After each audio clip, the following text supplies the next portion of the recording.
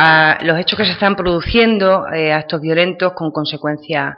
de muerte, en este caso el último en Don Benito, para subrayar y además muy enfáticamente que el Partido Socialista Obrero Español dice hoy,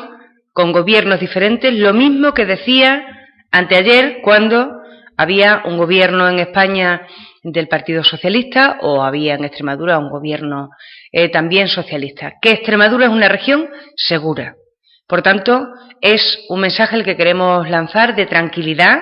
a los ciudadanos y ciudadanas de esta tierra, a los extremeños. Extremadura es una región segura, es la región más segura de este país con un índice de delincuencia muy bajo y, por tanto,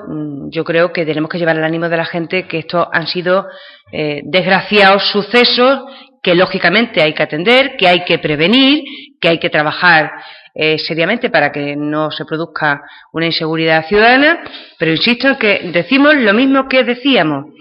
no como han hecho otros gobernantes que cuando tenían un gobierno en España, puesto que recordemos que esas son competencias del gobierno de España, decían, por ejemplo, que Badajoz se parecía a Vietnam o que en Mérida, en un barrio, también se puso un desgraciado ejemplo y, sin embargo, ahora callan. Yo creo que estos son temas muy sensibles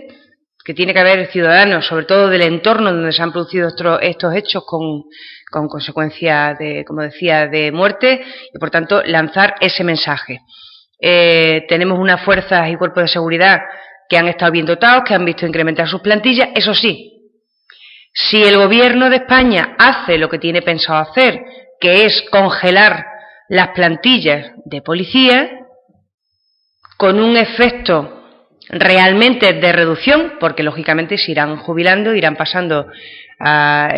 incluso muchos a segunda actividad, de facto se va a producir una bajada en el número de efectivos de la policía. Por tanto, lo que pedimos es que se mantenga ese nivel de personas, de funcionarios al servicio de la seguridad ciudadana.